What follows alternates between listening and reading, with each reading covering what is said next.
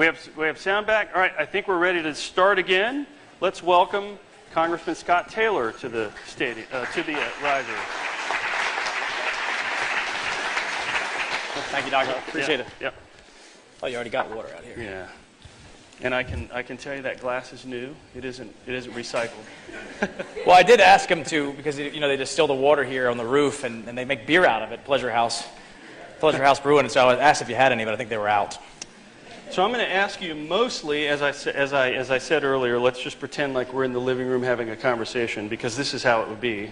These chairs are much more comfortable than my living room.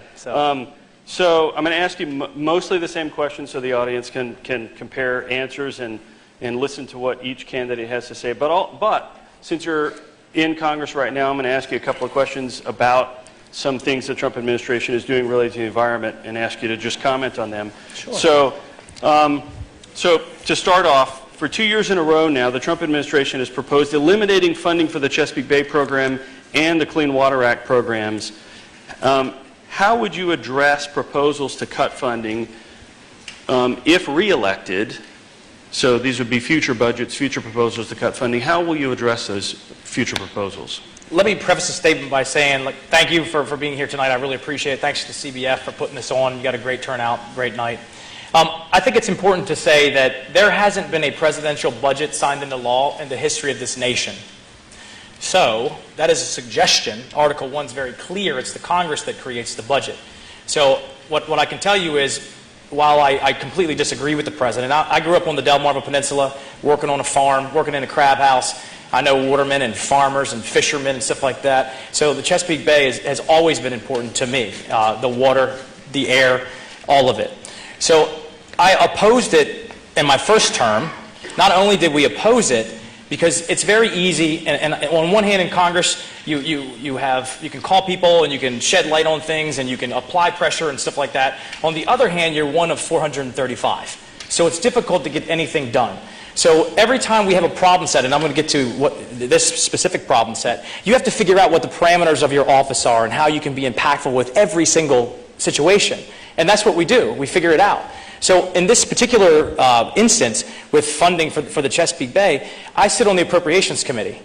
So that's where the money is. There's authorization committees that authorize certain things, but then they got to go to appropriations to get money. So while it's important that the Virginia delegation, senators, and House were certainly supportive, opposing the president, but supportive of getting the Chesapeake Bay dollars, the reality is that comes from the Appropriations Committee. So what I would submit to you is it was myself and Congressman Dush Ruppersberger from Maryland who are on the Appropriations Committee who went to the chairman and said, this is important to us. This is important to not just the Chesapeake Bay region, but for this whole country. This is a national treasure. We need to continue the great efforts that many of you right here tonight have done. And that's why that money was there. That is exactly why that money was there. So I'll do the same thing. And I think it's important to say that you can oppose the administration, still retain respect from them, and get things done. If I was just to bash them on every single thing, I would get nothing done for you. And that's not my goal. I want to be impactful. I want to solve problems and help people. And that's why I'm there, and that's what happened. And I'll continue to do the same thing. Okay. The federal farm bill has been a major source of funding for conservation programs that assist Virginia farmers who want to protect water quality. And many say that its support is needed to help save the Bay. Sure. But this massive legislation has been attacked from many different sides and many different sources. If re-elected, will you support increased funding in the Farm Bill to support conservation programs for Bay farmers? Yeah, I think there's, if I'm not mistaken, there's roughly $900 million in conservation money. I think the conservation programs have been very successful. For example, in the Back Bay, I just heard this morning about the fantastic health of grass in the Back Bay, and part of that was because of a successful conservation program. We need the same thing on the Eastern Shore. I will talk about, with the Farm Bill, I don't do things in a vacuum necessarily. Every single bill that I've introduced, every one, has a Democrat co-sponsor. every single one. So we work across the aisle. I'm in a climate solutions caucus that is a bipartisan group, and I have a Chesapeake Bay Advisory Council that I've continued the tradition that Congressman Ridgel did, and I don't know what party anybody's on there. I have no idea. But why I say that is because there are different stakeholders that come and they tell us what's important to them, what they support, what they don't support, and they help me, because the reality is, in a diverse legislative body, both the strength and the weakness is the fact that people come from all different backgrounds. So I rely on CBF, I rely on farmers and fishermen and things, and all of you, to be able to inform me to help be more impactful for you up there. So sure, I would support increased funding in a future farm bill. Okay. How can the federal government support the growth of this in the 2nd Congressional District of the burgeoning shellfish aquaculture industry and the jobs and the environmental benefits that are related to that? How can the federal government support and encourage more of that particular industry? Well, I think there's some reps from here from Ballard Construction who had the honor of harvesting and seeding clams at one point last year. I'm not a good seeder. I can harvest well, I'm a good laborer, but I'm not good at seeding. I think I'd like to see, well, Virginia oysters are in 50 states, but they're not, they're kind of boxed out of Europe. I'd like to see our oysters over there in Europe as well. I'd like to see them around the world. So at the federal level, trade is a part of it. Trade is a part to be able to create trade deals that allow for our aquaculture to be exported around the world. That's one thing that they could do to help out. There's another issue too that our office has been instrumental in working on for months now, and that is discharge. You guys have all seen the ships that are out there in the bay, and they're the shellfish industry, aquaculture industry is concerned about discharge from those ships as they wait to go into the port. And our office has been working and trying to find the levers and the decision makers to be able to prevent that from happening, therefore not jeopardizing the aquaculture and shellfish industry. So there's a plethora of things that we can do at the federal level. And again, I go back to the fact that I rely on folks like yourselves in those industries, and they do a fantastic job. I got to tell you, not just CBF, but the industries themselves. They've been in my office in D.C. multiple times, orienting me to the issues. Because the reality is, as your congressman, and certainly because I'm on the Appropriations Committee, I might have 12 to 15 meetings every day. And the first meeting might be about Alzheimer's research funding. And the next one might be ballistic missile defense and everything in between. So as you can imagine, there's tons of issues. So we really rely, and you guys do a fantastic job of showing up and orienting us to what we need and how we can be impactful for you. So keeping with this idea of developing industries that are reliant on a good environment, there is oftentimes I would argue, a perceived tension between environmental protection and economic development in Hampton Roads, and not just in Hampton Roads, probably in any waterfront community in the world, really. What are your views about protecting versus developing in the 2nd Congressional District? What's the best way to strike a balance? Does it need to be balanced, or does it need to be weighed toward one side or the other? I think it needs to be balanced. Like I said, I grew up on the shore. I understand that farmers, their economic vitality relies on the ground, right? Same thing with fishermen and stuff like that. But you have to have it has to be a balance. Otherwise, you're going to deplete your resources, and it's going to be bad long term. So, I think that in terms of development, while the reality is in development, certainly real estate development and things like that is definitely at the state and the local zoning laws. I think that we can create, and again, we can create. How do you say it? Zoning that basically has more conservation in it, right? Where you have, like, for example, density that's sort of off to one side that has more open space. I think that's a good thing. I think that we should limit some development. At the same time, you have to have a balance of not basically reducing the property values of people's property. So not necessarily physically taking it by eminent domain, but zoning it out their value. So I think it's a balance. It's always been a balance. And do you think we have the balance right now? You got to be more specific than that. Generally speaking, do you think the incentives for economic development versus environmental protection I'll give you an example. Are well balanced right now? I think we can do better, right? So we live in Virginia Beach, right? And we love Virginia Beach. But we're a cul-de-sac city, and we have a lot of sprawl. Sprawl is worse on the environment. Sprawl is more expensive on the city services. So again, I think that we could do a better job of zoning that has density, that has open space in it as well, but a little bit more up necessarily than out, right? So I don't know if we have the perfect balance all across my district, but we can always do better. Okay. Let's shift subjects a little bit. Talk about Our district. What's that? I said our district, not my district, our district. So let's talk about sea level rise for a moment. Historical and projected sea level rise is presenting Hampton Roads communities, businesses, the military with unprecedented challenges, probably more so than any other metropolitan region in the country with the exception of New Orleans. Area cities face serious flooding with rain, wind, tidal events. The Tangier Island is faced with what people are calling increasingly an existential threat from sea level rise and erosion. What policy solutions do you propose or support to ensure that the 2nd Congressional District and its communities are protected from the effects of sea level rise and recurrent flooding? So I think the first thing is to say, again, I'm part of this nonpartisan climate solutions caucus that tries to reduce the politics and actually get things done. And that's why I'm here. I'm not here to just give you talking points and give you just rousing rhetoric. I want to tell you what we're doing, and let's talk about that. So the first thing that in this area, and you're correct, Doctor, that we are the 2nd most vulnerable area in the nation to recurrent flooding and sea level rise. That's a fact, right?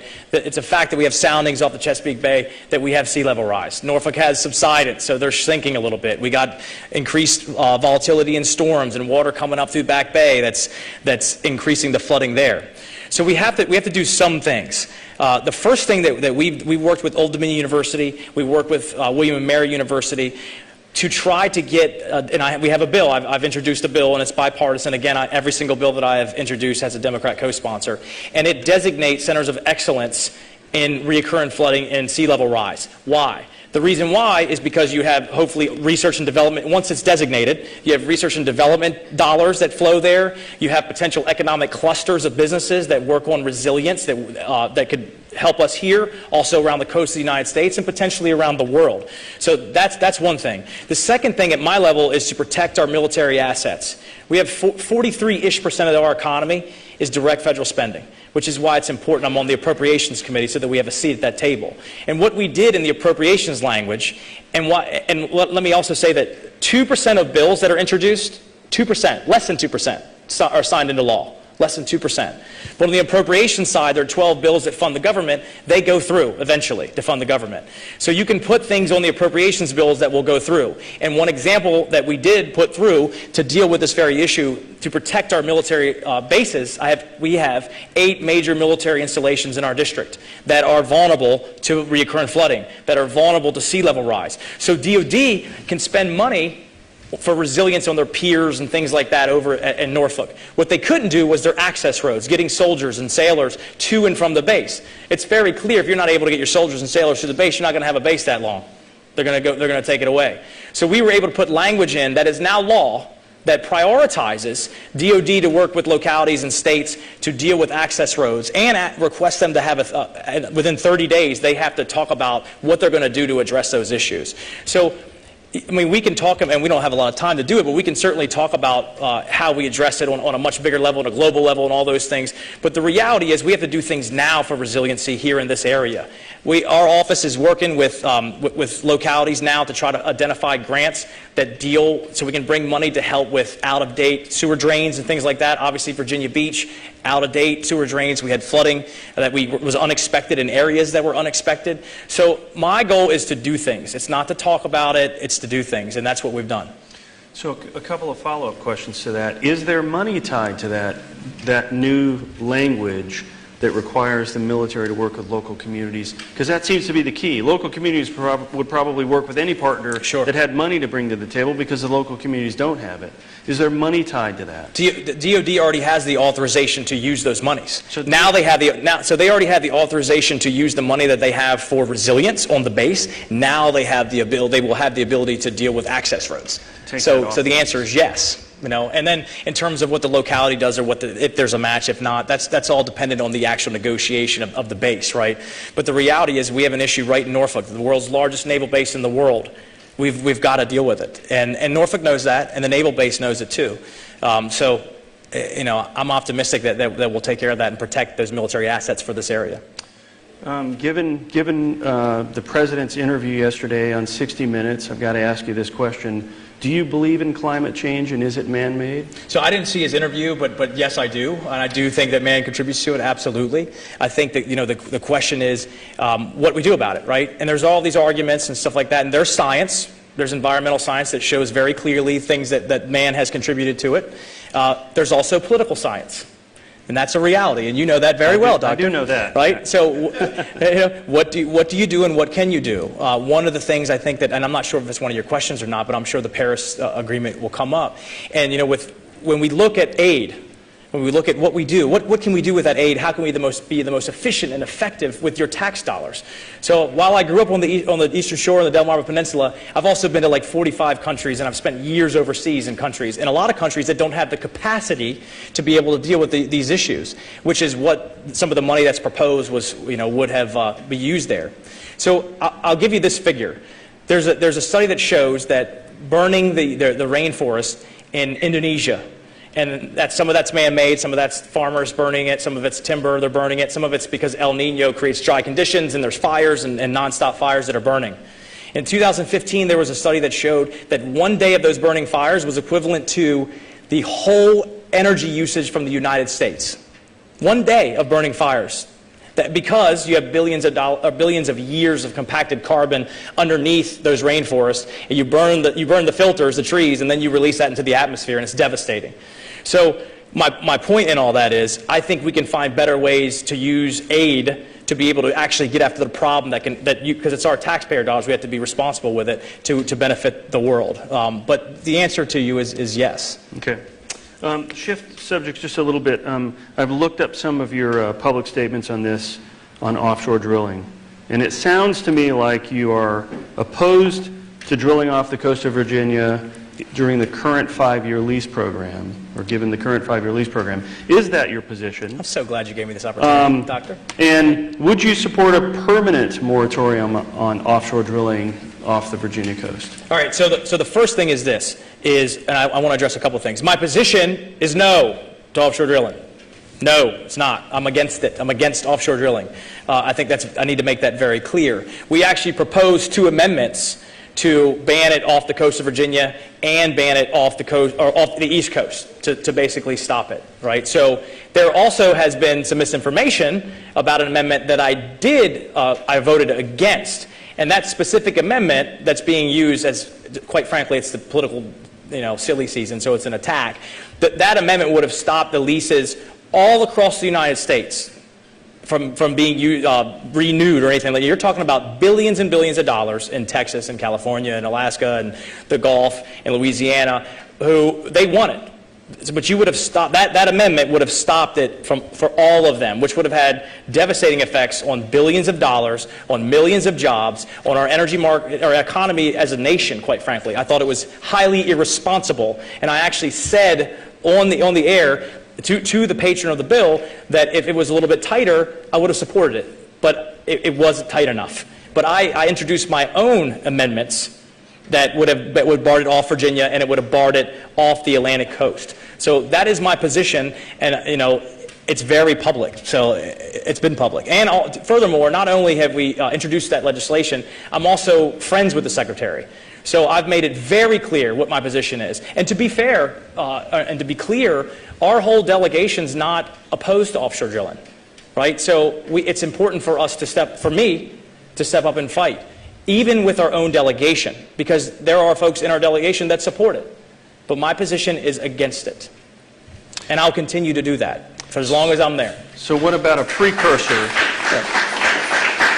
What about a precursor to offshore drilling, seismic testing? Would you be supportive of banning seismic testing? So I need to, 2 things. Number one, I think it's responsible to take inventory of what you have as a nation. I think that's responsible. Should you limit any potential impact? Yes. When I was sitting with the Secretary, and this is what he said, not what I'm saying, I need to do it, that some of the seismic can be taken using the same seismic that's used for sand mining, which we all support, sand mining. I think you should limit it, of course, but I think it's a responsible thing for a nation to take inventory of what their actual natural resources are. And then the more cleaner obstructions that might be out there, wind turbines? Do you support offshore wind? So one of the things that the Secretary also said was he felt as though wind, there was more opportunity in wind for growth than anything else in energy.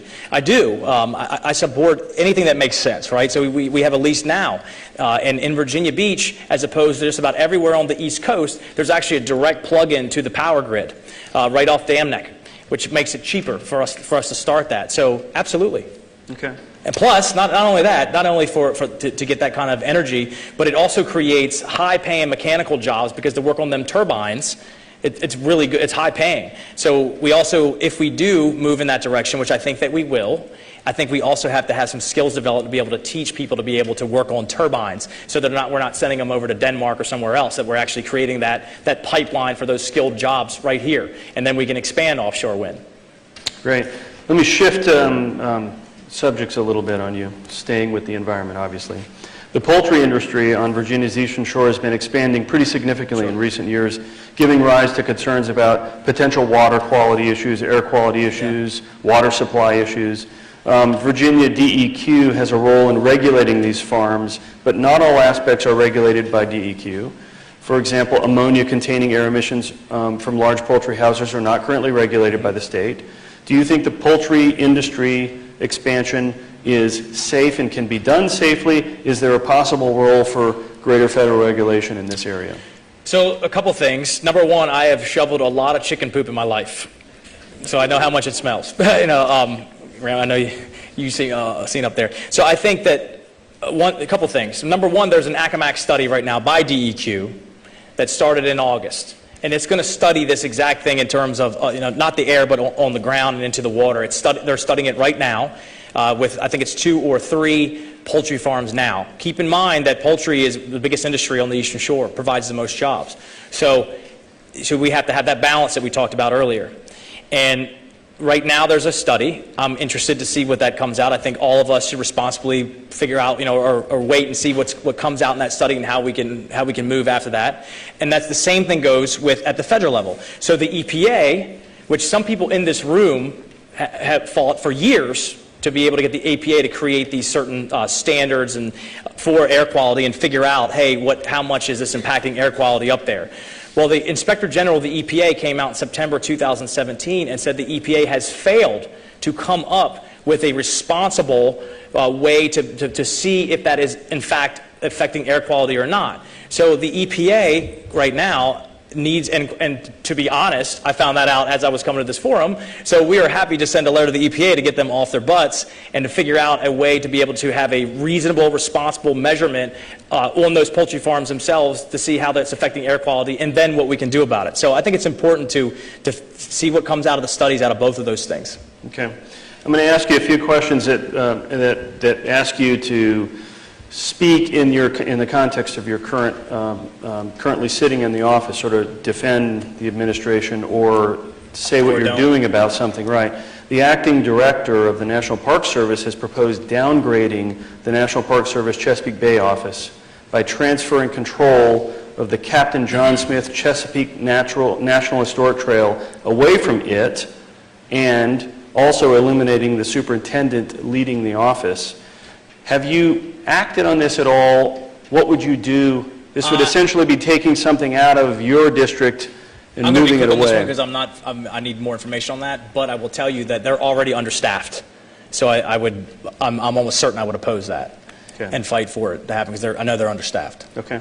The EPA, since we were talking about the EPA recently announced changes or potential rollbacks to mercury standards. Do you support the rollback of the mercury rules, or do you oppose them?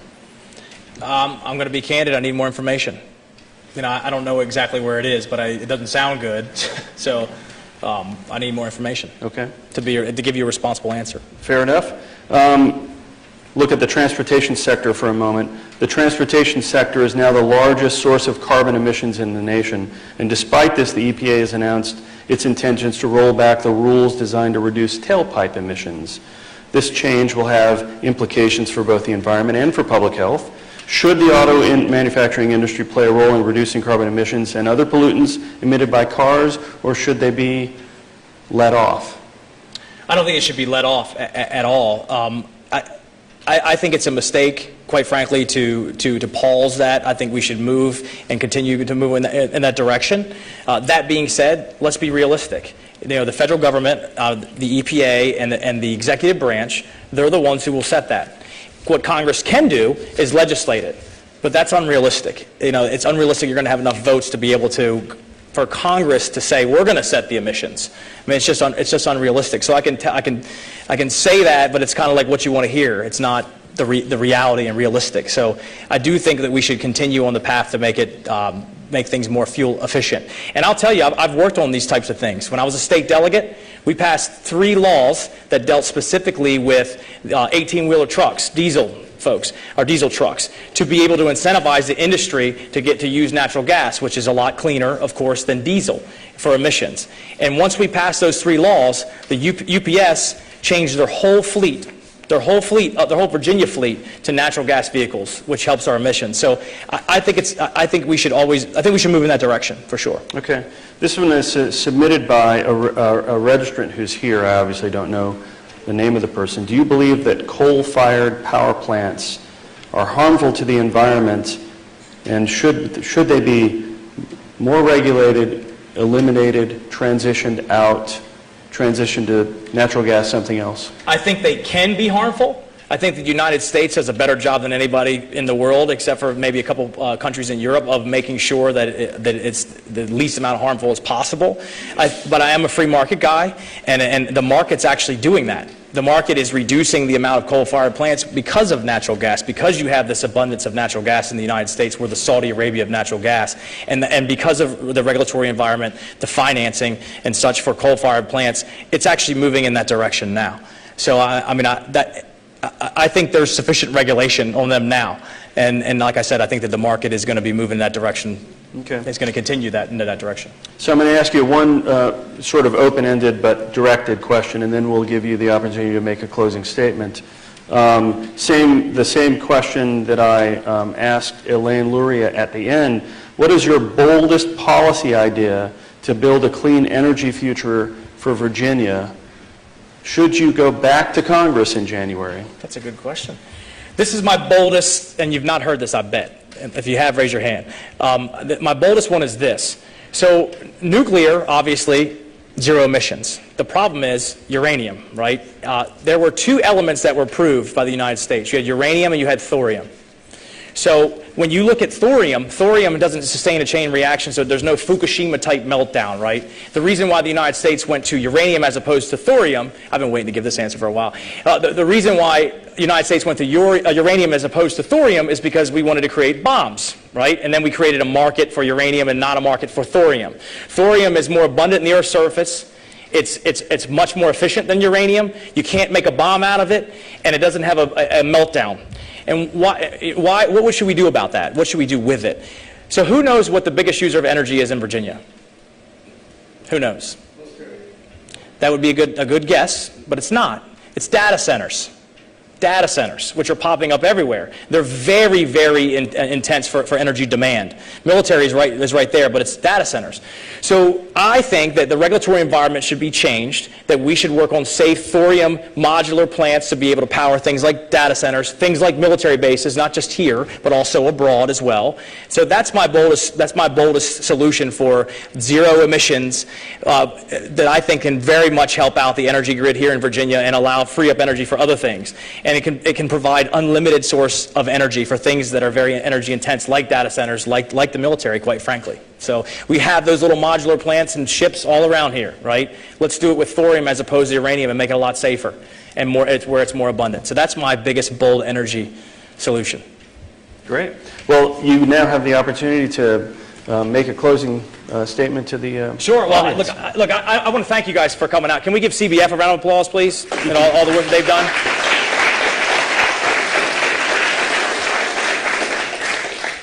As your congressman, I came in and said I want to help rebuild the military. I want to take care of veterans.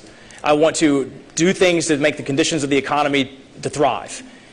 And, of course, we dealt with the Chesapeake Bay, which is a national treasure, in my opinion. And if you believe what I believe that it is, that it's essential for economic vitality, that it's essential for our happiness and our health, and if you also want someone who can go up to Congress, and already has, who can, while disagreeing with my own party at times and the president, but still retain the respect of all of them and be able to get things done, then I would be honored to go back to Washington for you and represent you again. And I do ask for your vote November 6th. So thank you guys very much for being here tonight. I really appreciate y'all, and God bless you. Thank you.